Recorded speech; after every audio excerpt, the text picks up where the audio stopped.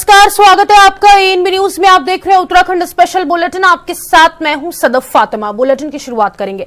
प्रधानमंत्री नरेंद्र मोदी ने गुरुवार को देहरादून का दौरा किया और उत्तराखंड के प्रभावित क्षेत्रों में बादल फटने, भारी बारिश और भूस्खलन से हुई बाढ़ की स्थिति और नुकसान का जायजा लिया। इस मौके पर प्रधानमंत्री ने उत्तराखंड के बाढ़ और बारिश प्रभावित क्षेत्रों के लिए 1200 करोड़ रुपए की वित्तीय सहायता की घोषणा की है। मुख्यमंत्री पुष्कर सिंह धामी ने प्रधानमंत्री मोदी का उत्तराखंड की जनता की तरफ से आभार व्यक्त किया और कहा कि राज्य में आई प्राकृतिक आपदा से निपटने में राज्य सरकार पूरी क्षमता के साथ जुटी हुई और इस कार्य में पहले दिन से ही केंद्र सरकार का सहयोग मिल रहा है। मुख्यमंत्री ने यह भी कहा कि प्रधानमंत्री मोदी ने स्वयं उत्तराखंड आकर आपदा पीड़ितों का दुख दर्द साझा किया और राज्य के प्रति उनकी आत्मीयता व संवेदनशीलता के लिए वे प्रधानमंत्री जी के प्रति हृदय से आभार प्रकट करते हैं।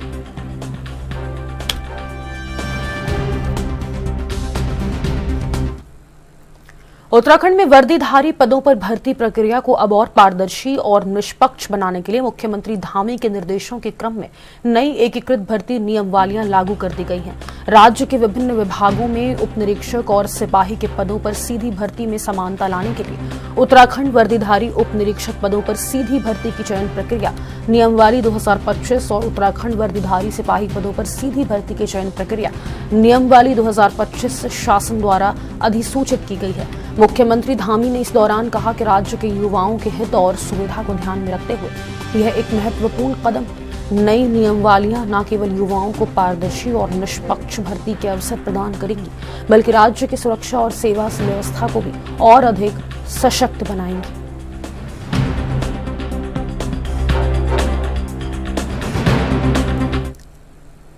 द्रौपदी मुर्मू ने उपराष्ट्रपति पद के लिए नवनिर्वाचित चंद्रपुरम पोनुसामी राधाकृष्णन को आज पद और गोपनीयता की शपथ दिलाई।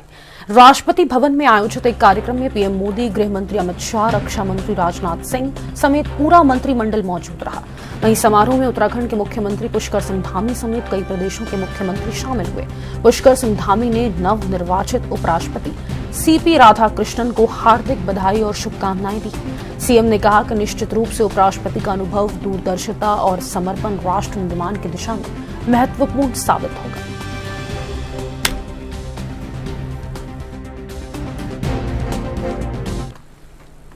बरसात के मौसम में स्वास्थ्य को लेकर सतर्क रहने की आवश्यकता है। इस मौसम में बढ़ी हुई नमी और तापमान में उतार चढ़ाव के कारण सर्दी, खांसी, बुखार, दस्त और त्वचा रोगों का खतरा कई गुना बढ़ जाता है। दून अस्पताल के जनरल फिजिशियन डॉक्टर केसी पंत के अनुसार मानसून के दौरान पीने के पानी का विशेष ध्यान रखना चाहिए और पानी को उबाल कर पीना फायदेमंद होता है। इसके साथ ही नीम और गिलोय जैसी आयुर्वेदिक जड़ी बूटियों का सेवन शरीर को भीतर से मजबूत बनाकर मौसमी संक्रमणों से बचाने में सहायक होता है। डॉक्टर पंत ने लोगों से आग्रह किया कि बारिश में भीगने से बचें, साफ सफाई बनाए रखें और संतुलित पौष्टिक आहार लें। स्वच्छ पेयजल का सेवन, मच्छरदानी और मच्छर भगाने वाली दवाओं का प्रयोग, नियमित रूप से हाथ धोना और व्यक्तिगत वस्तुएं साझा न करना भी आवश्यक है। यदि कोई लक्षण दिखाई दे तो घरेलू उपचार में समय बर्बाद करने के बजाय तुरंत डॉक्टर से परामर्श लें।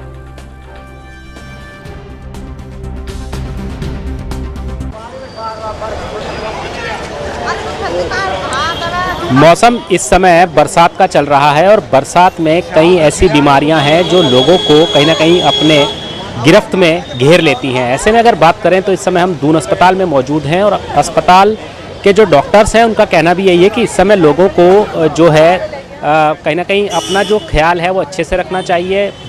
बारिश में बेवजह जो है ना भीगें, उससे कहीं ना कहीं इन्फेक्शन का खतरा भी हो सकता है और खान पान को सही रखने की सलाह भी जो है डॉक्टर्स की तरफ से दी गई है। अगर बात करें तो कुछ लोग ऐसे भी हैं जो मेडिकल से जाके दवाइयाँ ले लेते हैं बिना डॉक्टर के परामर्श के, तो ऐसे में जो है डॉक्टर्स को परामर्श ज़रूर करना चाहिए ताकि जो भी बीमारी है उसको पकड़ा जा सके और उस पर जो है उचित इलाज किया जा सके। ऐसे में कहीं ना कहीं बारिश के मौसम में इन्फेक्शन से जुड़े हुए काफ़ी रोग भी देखने को मिलते हैं और ख़ासकर जिस तरह से मलेरिया है और डेंगू है, ऐसी समस्याएं भी खासकर बारिश के मौसम में उत्पन्न होती हैं।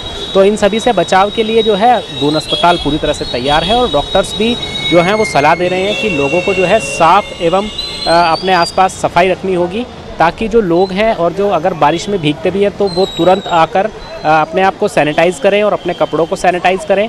कहीं ना कहीं जिस तरह से बीमारियां हैं यह एक दूसरे के टच में आने से फैलती हैं और वायरस का खतरा भी इसको लेकर काफ़ी बढ़ जाता है। तो ऐसे में जो है लोगों को सचेत रहने की सलाह भी जो है डॉक्टर्स दे रहे हैं और अपना ख्याल रखने की सलाह भी दे रहे हैं।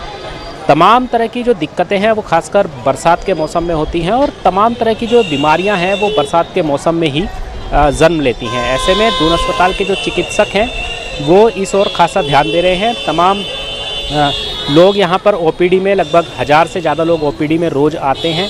तरह तरह की बीमारियाँ जो है उनको होती है और तमाम तरह का इलाज भी जो है दून अस्पताल के अंदर किया जाता है। देहरादून से कैमरा पर्सन दिनेश कुमार के साथ अभिनव नायक, एएनबी न्यूज़। उत्तराखंड में प्रधानमंत्री नरेंद्र मोदी ने आपदा प्रभावित इलाकों का दौरा किया है। इससे पहले केंद्र की एक टीम ने आपदा से हुए नुकसान का स्थलीय आकलन किया, लेकिन आपदा पर सियासत और तेज हो गई है। कांग्रेस प्रदेश अध्यक्ष करण माहरा ने केंद्र से आपदा राहत कार्यों को लेकर 20,000 करोड़ रुपए की विशेष सहायता की मांग की है। भाजपा ने कांग्रेस को 2013 में आई केदारनाथ आपदा के दौरान केंद्र से आई सहायता राशि की याद दिलाई। कांग्रेस के प्रदेश अध्यक्ष का मानना है कि आपदा सिर्फ एक क्षेत्र में नहीं पूरे प्रदेश में आई है। पिछली आपदाओं के दौरान हुए नुकसान की अभी तक भरपाई नहीं हो पाई है, चाहे जोशीमठ हो, गढ़वाल के अन्य क्षेत्र या कुमाऊं के क्षेत्र। लिहाजा उन्होंने फौरी तौर पर केंद्र से 20,000 करोड़ रुपए की सहायता देने की बात कही है। इस पर भाजपा के राज्यसभा सांसद नरेश बंसल ने कहा कि कांग्रेस को आपदा पर राजनीति करने से बचना चाहिए और खुद पर इस आपदा में क्या योगदान कर सकते हैं उसको भी जनता के सामने रखना चाहिए। देखिए, मैंने पीएम मोदी से मांग की है कि उत्तराखंड को अलग से राहत पैकेज दी जाए और मैंने पत्र जिस दिन लिखा था उसमें और आज मेरे आंकड़ों में परिवर्तन आया है। मैंने 10,000 करोड़ की मांग की थी, सरकार ने 5700 करोड़ मांगा है। पर मेरा ये मानना है कि अकेले जोशीमठ को, जो पिछले वर्ष की घटना घटे पिछले 2 सालों में, जोशीमठ को ही ठीक करने में 6,000 करोड़ रुपए की आवश्यकता है। उसके अलावा आपने बहुगुणा ग्राम देखा होगा कर्णप्रयाग में, उसमें जो 35 मकान टूटे उन लोगों को अभी तक भी उसी स्थिति में रखा गया है। गोपेश्वर में जो घटना घटी वो हाल है। नैनीताल में बलिया नाले से लेके तमाम जो है वो दरक रहा है। ऊपर खटिया हो गया, खाती गांव हो गया, भराड़ी हो गया, सौंग हो गया, वहाँ भी आपदा आई हैं, वहाँ का को पैसा नहीं मिला। धारचूला में बहुत जगह ऐसी घटना घटी वो पैसा नहीं मिला। तो कुल मिला के उत्तराखंड को कम से कम 20,000 करोड़ की आर्थिक सहायता दी जानी चाहिए ताकि हमारे गाँव को भरा जा सके। और जो टीम है आकलन के लिए भेज रहे हैं, अच्छा होता कि नरेंद्र मोदी और यहाँ की सरकार आकलन के लिए टीम ना भेजकर यहाँ ऐसे वैज्ञानिकों की टीम भेजती, ऐसे भूवैज्ञानिकों की टीम भेजती, ऐसे साइंटिस्टों की टीम भेजती जो आने वाले समय में होने वाली चुनौतियों का सामना करने के लिए किस तरीके से उत्तराखंड को अपने को तैयार करना है उसकी रूपरेखा तैयार करती है। मॉनसून का प्रभाव इस वर्ष प्रदेश की मुख्य चारधाम यात्रा पर भी पड़ा है। आपको बता दें कि भारी वर्षा भूस्खलन के खतरे को देखते हुए यात्रा पर रोक लगा दी गई है। प्रशासन के लगातार प्रयास से यात्रा को सुचारू भी किया गया, लेकिन यमुनोत्री धाम की यात्रा के मार्गों की अधिक क्षति होने के कारण अभी तक यात्रा को रोका गया था। वहीं भाजपा के प्रदेश मीडिया प्रभारी मनवीर चौहान ने कहा कि मुख्यमंत्री धामी चारधाम यात्रा को सुरक्षित और व्यवस्थित बनाने के लिए प्रतिबद्ध हैं। यमुनोत्री धाम की यात्रा सुचारू हो इसके लिए वहां के जिलाधिकारी व अधिकारियों को मुख्यमंत्री द्वारा दिशा निर्देश भी दिए गए हैं। प्रशासन पूरी तरह से यमुनोत्री धाम के लोक मार्गों को दुरुस्त करने में जुटा हुआ है।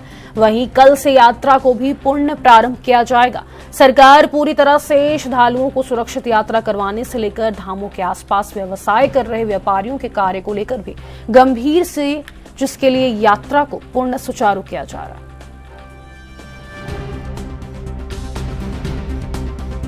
देखिए, आदरणीय मुख्यमंत्री पुष्कर सिंह धामी जी की चार धाम यात्रा को सुचारू, सुव्यवस्थित और सुरक्षित यात्रा कराने के लिए प्रतिबद्ध हैं और उनके द्वारा यमुनोत्री में जिस तरह से जो रोड खराब वहां पर हो रही है उसको लेकर के अधिकारियों को निर्देश दिए गए हैं कि तत्काल प्रभाव से वहां पर रास्ते को खोला जाए। और इसको लेकर के आदरणीय मुख्यमंत्री से मैंने भी और एक प्रतिनिधिमंडल के साथ मुलाकात की थी और उनके द्वारा तत्काल प्रभाव से जिलाधिकारी और गढ़वाल कमिश्नर को निर्देशित किया गया कि तत्काल प्रभाव से यात्रा को वहां सुचारू किया जाए।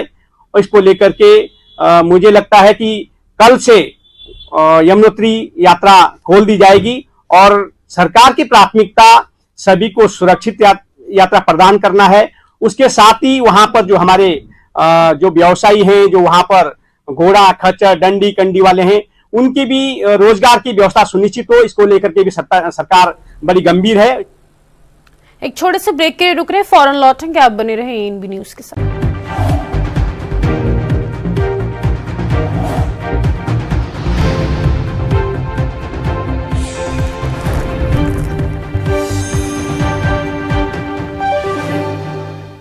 ब्रेक के बाद एक बार फिर से आप सभी का स्वागत है। आगे बढ़ेंगे। उत्तराखंड में एक बार फिर से मंत्रिमंडल विस्तार की चर्चाएं तेज हो गई है। बीजेपी के प्रदेश अध्यक्ष महेंद्र भट्ट के बयान के बाद इन अटकलों को बल मिला था कि बहुत जल्द धामी सरकार में रिक्त पड़े पदों को भरा जाएगा। अब मंडी परिषद अध्यक्ष अनिल कपूर डप्पू ने भी इसकी पुष्टि करते हुए कहा कि मंत्रिमंडल में खाली 5 पदों को भरने के लिए मंथन जारी है। इसके साथ ही उन्होंने मुख्यमंत्री धामी की कार्यशैली की जमकर तारीफ की है। अनिल डब्बू ने कहा कि सीएम दिन रात 18 घंटे काम करते हैं और जनता के हित में साहसिक निर्णय लेते हैं।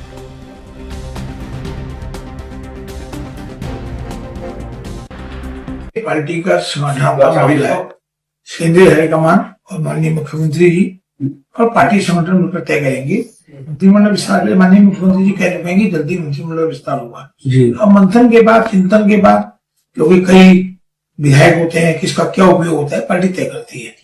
किसके लिए संगठन में जगह है, किसके लिए कौन सा विभाग उसको चलाना है, क्या करना है। तो मैं समझता हूँ कि माननीय मुख्यमंत्री जी ने कह दिया है कि हम बहुत जल्दी मंत्रिमंडल विस्तार करेंगे और मुझे लग रहा है इस पर कहीं ना कहीं चिंतन मनन हो रहा। कब तक माने, क्योंकि भी नवरात्रि होता है, दिवाली तक कब तक? अब वो पार्टी को तय करना पड़ेगा कब समय आएगा, कौन सा उचित समय रहेगा। ऐसे जनता के बीच में जाने के लिए अच्छे नुमाइंदे चाहिए, तो वो सब चिंतन मन के, क्योंकि इस पर काफी चिंतन मन के बाद ही ये फैसले होते हैं। मैं समझता हूँ बहुत जल्दी मुख्यमंत्री जी ने कहा इस पर हम कार्रवाई करने जा रहे हैं। प्रदेश के मुखिया ईमानदारी के साथ, कड़ी मेहनत के साथ और विकल्प रहित। उत्तराखंड में मौसम विभाग ने अगले 2 दिनों के लिए भारी बारिश का अलर्ट जारी किया है। मौसम विभाग के मुताबिक 12 और 13 सितंबर को प्रदेश के कुमाऊं और गढ़वाल रीजन में कहीं कहीं भारी बारिश हो सकती है। इसके अलावा 13 सितंबर के बाद भी प्रदेश भर में बारिश होने की संभावना जताई गई।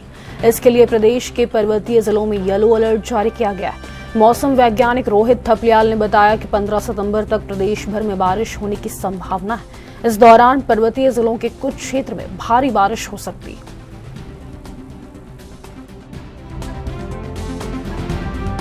आज जो है 11 सितंबर हो गई है, तो आज उत्तराखंड के कुमाऊं क्षेत्रों में अनेक स्थानों पे और गढ़वाल में कुछ स्थानों पे हल्की से मध्यम वर्षा की संभावना है। वो कहीं कहीं थंडरस्टॉर्म एक्टिविटी और इंटेंस शावर मिल सकते हैं। उसके बाद 12 तारीख से जो है वर्षण में वृद्धि की संभावना है। तो 12 और 13 तारीख में कह सकते हैं उत्तराखंड में जो कुमाऊं क्षेत्र है वहाँ अधिकांश स्थानों पे और गढ़वाल में भी अनेक स्थानों पे हल्की से मध्यम वर्षा मिलने की संभावना है। साथ ही 12 और 13 तारीख में जो है उत्तराखंड में कहीं कहीं भारी वर्षा भी मिल सकती है, जैसे कि पिथौरागढ़, बागेश्वर, चंपावत, नैनीताल, पौड़ी, देहरादून जनपद है या चमोली जनपद है। तो यहाँ पर इक्का दुक्का स्थानों पे भारी वर्षा भी मिल सकती है। और उसके बाद फिर 14-15 में भी जो है एक्टिविटी रहेगी, तो 14-15 में भी कह सकते हैं अनेक स्थानों पे हल्की से मध्यम वर्षा मिलने की संभावना है। और इक्का दुक्का स्थानों पे जो पर्वतीय क्षेत्र है वहाँ पर भारी वर्षा मिल सकती है। तो ये जो है अगले 24 घंटे बाद जैसे जो है एक्टिविटी बढ़ेगी, तो 12-13 में थंडरस्टॉर्म के साथ जो है कहीं कहीं विशेषकर पर्वतीय क्षेत्र जो है वहाँ। वक्त हो गया एक छोटे से ब्रेक का, फौरन लौटेंगे, आप बने रहे एएनबी न्यूज के साथ।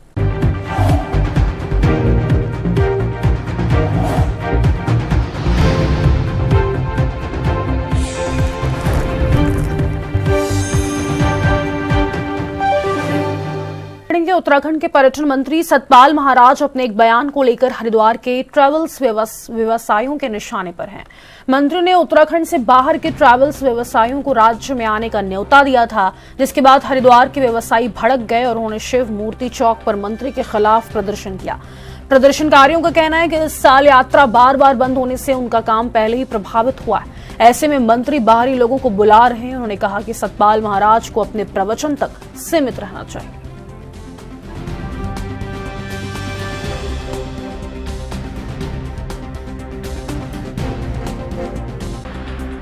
आने वाले 3 हम सड़कों पे नहीं उतरे हैं, हमको सड़कों पे उतार दिया गया है। हम तो बहुत नम्र निवेदन करने वाले हैं, अपने काम को करने वाले हैं। हमें क्या जरूरत है सड़कों पे उतरने की? सरकार अच्छे से व्यापार को मैनेज करती रहे तो हमें जरूरत ही नहीं है। हम तो सरकार की जय जयकार करते ही आ रहे हैं पिछले 2014 के बाद में। आज स्थिति ऐसी आ गई है कि उत्तराखंड में पर्यटन वाहन बिल्कुल चौपट हो चुका है। सभी को जानते हैं, हमारे माननीय मुख्यमंत्री जी को भी पता है कि रोड बंद पड़ी है, तीन साल से यहाँ काम नहीं है। और उसके बाद में ये बयान आ जाता है कि बाहर के ट्रांसपोर्टर यहाँ पर आके ऑफिस खोले तो वो ठीक नहीं है, जनता के लिए ठीक नहीं है। जनता हमेशा आपसे अपेक्षा रखती है कि आपका सहयोग जनता को मिलता रहेगा। आपके सहयोग के लिए यहाँ खड़े हैं कि ऐसा काम ना करें जिसको जनता को ठेस पहुंचे। हम माननीय मुख्यमंत्री जी से निवेदन करते हैं कि आप इसमें अपनी प्रतिक्रिया दें और यहाँ पर्यटन उद्योग को बढ़ावा दें, जिससे कि यहाँ पे पूरे उत्तराखंड जो है अच्छे से चलायमान रहे, जनता खुशहाल रहे। मांगे तो हमारी पहले भी बहुत है, लेकिन फिलहाल ये कि जैसे जैसे हमारा 4 धाम की यात्रा समाप्ति पे आ रही है, शुरुआत से लेकर समाप्ति पे आ रही है, हमारी समस्याएं बढ़ती जा रही हैं। अभी ताजा हमारा आज का जो विरोध है वो सतपाल महाराज के खिलाफ है। सतपाल महाराज जी ने कल एक बयान दिया है कि हरिद्वार में दिल्ली के, पंजाब के, हरियाणा, राजस्थान के जो ट्रांसपोर्टर हैं, जो ट्रैवल व्यवसायी है, उनके ऑफिस उत्तराखंड में खोले जाए। यहाँ के जो ऑफिस जो खुले हुए हैं उनमें तो काम चल नहीं रहा, उनकी गाड़ियां चल नहीं रही, यात्रा बंद पड़ी है, यात्रा आपसे संभल नहीं रही है और आप बाहर वालों को न्योता दे रहे हो। आप कभी जितने भी टूरिज्म व्यापारी है, जितने व्यापारी हरिद्वार के हैं, देहरादून के हैं, ऋषिकेश के, कभी सतपाल महाराज जी उनसे कभी कोई उनके साथ मीटिंग करते हैं, कभी उनका राय जानते हैं, नए नए नियम थोपते जाते हैं। परिवहन व्यवसाय पर परिवहन मंत्रालय का भी वही हाल है। पर्यटन मंत्री के खिलाफ हमारा प्रदर्शन इसलिए है क्योंकि जो इन्होंने बाहर के ट्रेवल्स के लिए हरिद्वार में आने का न्योता दिया है, उसके लिए बयान दिया है, ये बहुत कायराना बयान है। हम इसकी निंदा करते हैं और पर्यटन मंत्री को सिर्फ अपने प्रवचन तक सीमित रहना चाहिए, पर्यटन के बीच में दखल न देना चाहिए, क्योंकि पर्यटन 3 साल से पर्यटन मंत्री बने हैं, लेकिन इन्होंने हरिद्वार के, उत्तराखंड के ट्रेवल व्यवसायियों से आज तक कोई मीटिंग नहीं करी कि आपका दुख दर्द क्या है। गवर्नमेंट ने टैक्स माफ करने के लिए हमने दे रखा है, उसकी कोई सुनवाई नहीं है। ऊपर से छोटा सा राज्य है उत्तराखंड, अभी अब 2 महीने से यात्रा बंद पड़ी है, इसका कोई ध्यान नहीं है। उससे पहले कावड़ चल रहा था, तब हमारा कारोबार बिल्कुल बंद था। मुख्यमंत्री पुष्कर सिंह धामी के दिशा निर्देशों पर ड्रग फ्री उत्तराखंड 2025 अभियान को तेज किया गया है। इसी कड़ी में स्वास्थ्य सचिव और आयुक्त खाद्य संरक्षा और औषधि प्रशासन डॉक्टर आर राजेश कुमार ने एफडीए मुख्यालय का औचक निरीक्षण किया। डॉक्टर कुमार ने स्पष्ट कहा कि मुख्यमंत्री के इस मिशन को युद्धस्तर पर चलाया जाएगा और इसमें किसी भी प्रकार की लापरवाही बर्दाश्त नहीं होगी। उन्होंने कहा कि केवल एक नारा नहीं बल्कि नशा मुक्त और स्वस्थ समाज बनाने का एक ठोस अभियान।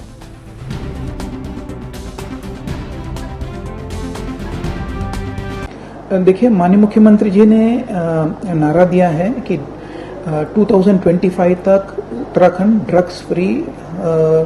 को ड्रग्स फ्री बनाएंगे और नशा मुक्त उत्तराखंड 2025 का माननीय मुख्यमंत्री जी ने नारा दिया है। इसी के चलते स्वास्थ्य विभाग दूसरे विभागों के साथ, खासकर पुलिस प्रशासन, होम डिपार्टमेंट के साथ मिलकर हम लोग लगातार ड्राइव्स चला रहे हैं, चाहे वो फार्मेसी शॉप्स हों या जो ड्रग मैन्युफैक्चरिंग यूनिट्स हों, वहाँ पे लगातार कार्रवाई की जा रही है। और पिछले कुछ महीनों में मैं आपको बताना चाहूँगा कि लगभग 450 से भी ज़्यादा जो ड्रग मैन्युफैक्चरिंग यूनिट्स हैं हमारे इंडस्ट्रियल एरियाज में, वहाँ पे चेकिंग इत्यादि की कार्रवाई हुई है और लगभग 22 यूनिट्स जो हैं बंद भी किए गए हैं, जहाँ पे इस प्रकार के स्पूरियस ड्रग्स मैन्युफैक्चरिंग की खबर आई है। और 3 से 5 ऐसे यूनिट्स हैं जो है नारकोटिक्स से संबंधित, साइकोट्रोपिक ड्रग्स और साइकोट्रोपिक सब्सटेंसेस से संबंधित मैन्युफैक्चरिंग यूनिट्स थे। और लगातार ये जो हमारी फार्मेसी शॉप्स हैं, इन पे भी लगातार कार्रवाई चल रही है और ये आने वाले समय में माननीय मुख्यमंत्री जी के निर्देशों के आधार पर ये कार्रवाई चलता रहेगा जब तक हम इसको टोटली निल ना कर दें। चमोली के आपदा प्रभावित क्षेत्र धराली में विधानसभा अध्यक्ष ऋतुभूषण खंडूरी ने पीड़ितों के लिए मदद भेजी है। उनके निर्देश पर भाजपा कार्यकर्ताओं ने एक राहत शिविर का आयोजन किया, जिसमें 100 राशन किट वितरित किए गए। इसके साथ ही 94 आपदा प्रभावित परिवारों के लिए 9,40,000 रुपए के चेक भी भेजे गए। अधिकांश प्रभावितों को चेक सौंप दिए गए हैं, जबकि बाकी बचे हुए परिवारों को मंडल इकाई के माध्यम से चेक पहुंचाए जाएंगे। इस मौके पर भाजपा जिलाध्यक्ष गजपाल बर्तवाल और विधायक भूपाल राम टमटा भी मौजूद रहे। थराली के अंदर जो आपदा आई हुई है उसमें शासन प्रशासन के द्वारा जो सूची अपने माननीय विधानसभा अध्यक्ष जी को जो सौंपी गई थी, माननीय विधानसभा अध्यक्ष जी के द्वारा उन लोगों के लिए चेक वितरण यहाँ पे हो रहे हैं और कुछ राहत सामग्री भी उनके द्वारा यहाँ पे भेजी गई है। अभी जो लोग प्रभावित हैं उन लोगों को चेक वितरण हुए हैं और जो लोग यहाँ पे आए हैं उनको जो है राशन के किट भी वितरण हुए हैं। और जो लोग यहाँ पे अभी उपलब्ध नहीं हैं, अपने मंडल अध्यक्ष जी को जो है हम ये जिम्मेदारी देंगे कि जो प्रभावित हैं उनके चेक यहाँ पर आए हुए हैं तो कल उन लोगों को बुलाकर या स्वयं जहाँ वो प्रभावित क्षेत्र है वहीं जाकर उन लोगों के चेक वहाँ पे वितरण करेंगे। ऐसी हमने योजना बनाई है। पत्रकार बंधुओं की आपके चैनलों के माध्यम से हमें हर गतिविधि का पता चलता है और आज माननीय विधानसभा अध्यक्ष नीतू खंडूरी जी ने यहाँ पे जो ये आपदा प्रभावित थराली हमारा पूरा क्षेत्र हुआ है, तो ये चेपड़ों गांव हो गया, अपना थराली हो गया, यहाँ के लिए उन्होंने अपने माध्यम से अपने 100 किट से अत्यधिक यहाँ पे सामग्री भेजी है और 9,40,000 के जो उन्होंने चेक भेजे हैं, 94 चेक मेरे पास आए हैं।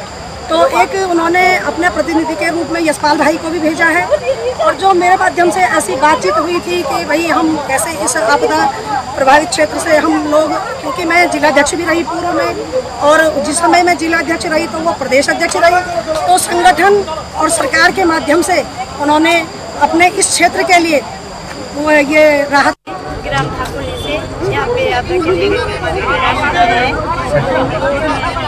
अच्छी तरीके से दे दिए हैं। यहाँ पे सभी